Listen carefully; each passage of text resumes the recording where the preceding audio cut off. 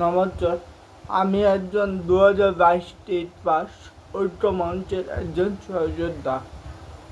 মাননীয় মুখ্যমন্ত্রী মমতা ব্যানার্জি, শ্রদ্ধেয় শিক্ষামন্ত্রী প্রাপ্ত বসু মহাশয় এবং আমাদের সম্মানীয় পর্ষদ সভাপতি গৌতম পাল মহাশয়ের নিকট আমার শ্রদ্ধা এবং ভালোবাসা জ্ঞাপন করে এবং আমার সহযোদ্ধা বিভিন্ন অভিষিক্ত এবং শিক্ষিকাগণের প্রতি আমার প্রীতি এবং ভালোবাসা নিবেদনের মাধ্যমে আমি আজকে আপনাদের সামনে দু একটি কথা উন্মোচন করতে চলেছি। আজকে আমরা দীর্ঘ 8টা বছর ধরে আমরা বঞ্চিত।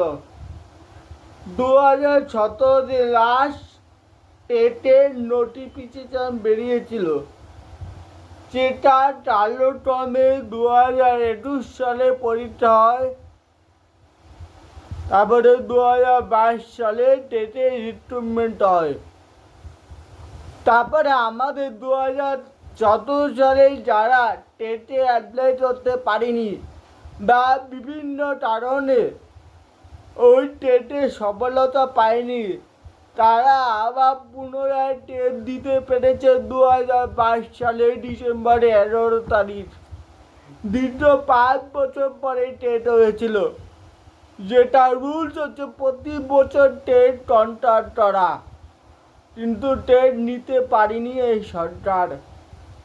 দীর্ঘ 5 বছর পরে টেট হওয়ার পরে আজকে 2023 সালে আমরা আন্দোলনে নামি। 2023, 2024, আজকে 2025 শেষ পায় বলতে হলে। পর্ষদ সভাপতি আমাদের রেজাল্ট পাবলিশ করার পরে উনি বলেছিলেন সোশ্যাল মিডিয়ার মাধ্যমে প্রতি বছর অন্তত 2বার করে নিয়োগ হবে এবং টেটও উনি কন্ট্যাক্ট করাবেন। উনি ওনার কোনো প্রতিশ্রুতি কিন্তু উনি রাখেনি। মাননীয় মুখ্যমন্ত্রী মমতা ব্যানার্জি সমস্ত সবাই উনি বলে এসেছেন, আমার হাতে 10 লক্ষ শূন্য পদ আছে, আমি পাচ্ছি না শুধু ওবিসি মামলার জন্য। আজকে ওবিসি মামলা মিটে হয়েছে আজকে প্রায় 1-1.5 মাস,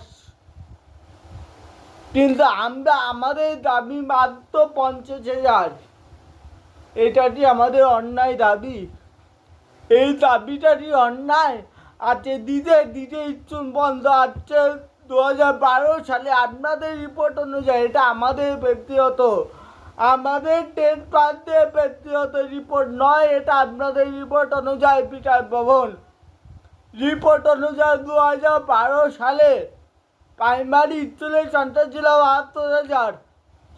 আজকে বর্তমানে প্রাইমারি স্কুলের সংখ্যা হচ্ছে 49,000 সামথিং। এই যে আজকে এত হাজার প্রাইমারি স্কুলের যে বন্ধ হয়েছে, কারণ বন্ধ হবে না কেন? টিচার নেই। আর টিচার না থাকলে স্কুলে যদি পড়াশোনা পরিকাঠামো যদি ভালো না হয়, আজকে গরিব ঘরের মা বাবা কি চায়? আমরা কষ্ট হচ্ছে আমার ছেলে মেয়ে যাতে একটা উন্নত শিক্ষা পাঠ। প্রাইমারি স্কুলে পাঠিয়ে যদি পড়াশুনো যদি না হয়, টিচার যদি না থাকে, একটা টিচার দিয়ে পুরো 1 থেকে 5 প্রি প্রাইমারি থেকে 5 অবধি চালানো হচ্ছে। 4 অবধি ছিল, এখন সেটা আমাদের উত্তরে সুপ্রিম কোর্টের নির্দেশে আজকে 5 থেকে 5ম শ্রেণীতে, তো 5ম শ্রেণীতে প্রাইমারি স্কুলে অন্তর্ভুক্ত করা হচ্ছে এবং ভবিষ্যতে হবে। আজকে একটা কি দুটো হচ্ছে, আজকে প্রায় 2300 সামথিং, পশ্চিমবঙ্গে 2300 সামথিং স্কুলে প্রায় স্কুল টিচার নেই, প্রায় একজন টিচার আছে। কেন এত উদাসীনতা কেন? তাই সমস্ত আধিকারিকগণ, বিশেষ করে মাননীয় মুখ্যমন্ত্রী মমতা ব্যানার্জি, চিত্রবর্তী প্রাপ্ত বসু এবং পর্ষদ সভাপতি গৌতম পাল মহাশয়, আপনাদের উপর বিনীত নিবেদন, ইচ্ছুলগুলোতে বাঁচান, ইচ্ছলগুলোতে বাঁচান। আর এবার আছি আমাদের যন্ত্রণা দীর্ঘ 8 বছর ধরে বঞ্চিত। আচ্ছা, আমি একটা প্রতিবন্ধী স্টুডেন্ট। আচ্ছা, আমার হাতে লিখতে সমস্যা হয়, আমার হাতটা জলের জলাচে জল খেতে পারি না, অনেক তৎসরে লিখে আছে পড়াশোনা, নিজের জোরে অনেক প্রতিকূলতা সম্মুখীন হতে হয়েছে, শুধু শারীরিক প্রতিবন্ধকতা নয়, পারিবারিক আর্থিক, যদি সম্ভব হয় আমাদের বাড়ি, আমার ভাই, নিজের ভাই আজকে মেন্টাল পেশেন্ট, ও মেন্টালের ওপরে আছে, ও বিভিন্ন কারণে পারিবারিকভাবে অনেক, শুধু এটা আমার প্রবলেম নয়, এটা চারিদিকে সবারই কম বেশি প্রবলেম আছে, সবাই জীবন, বেশিরভাগই জীবন অনেক কষ্টের। কিন্তু আজকে এত কষ্ট ধরে পড়াশোনা করার পর স্বপ্ন ছিল একজন টিচার হবো, একজন টিচার হবো। ছোটোবেলায় অনেক টিচারদের থেকে অনেক ভালোবাসা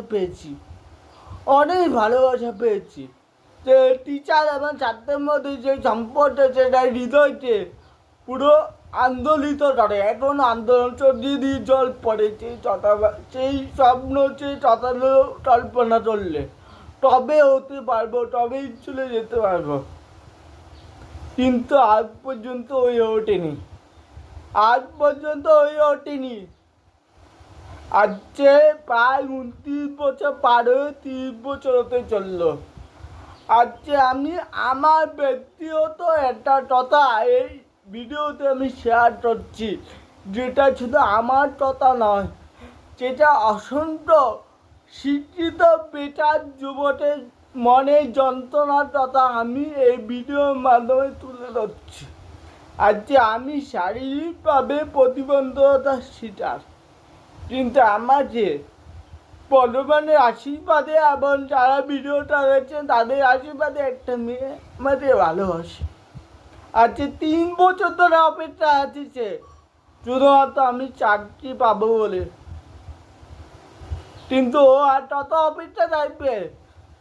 এটা শুধু আমার কথা আমি জানাচ্ছি না, এগুলো হাজারো প্রমাণ আছে, অনেক রিলেশন, একটা হচ্ছে বেকারত্ব যন্ত্রণা, আর হচ্ছে মানসিক যন্ত্রণা। বয়স হয়ে যাচ্ছে, মেয়েদের তো বিয়ে দিতেই হবে। তারপরে আছে বৃদ্ধ মা বাবা, এত টর্চরে ডিএলএড ট্রেনিং করিয়েছে, এত টর্চরে পড়াশুনো করিয়েছে, কিন্তু যেই বৃদ্ধ মা বাবা ছেলে মেয়ের থেকে একটা আশা করে, একটা ছেলে মেয়ে বড় হবে, চাকরি করবে, প্রতিষ্ঠিত হবে, আমরা একটু ভালো থাকবো, ছেলে মেয়ের মুখে হাসি ফুটবে। আজকে সেই বৃদ্ধ বাবা মা দেখে ছেলে মেয়ে সারাদিন ডিপ্রেশনে পড়ে পড়ছে। আজকে কেন এই দশে? এই জন্যই আমরা এই সরকারকে এনেছিলাম। এটাতে আমি কোনো সরকার বিরোধী নয়, আমি কোনো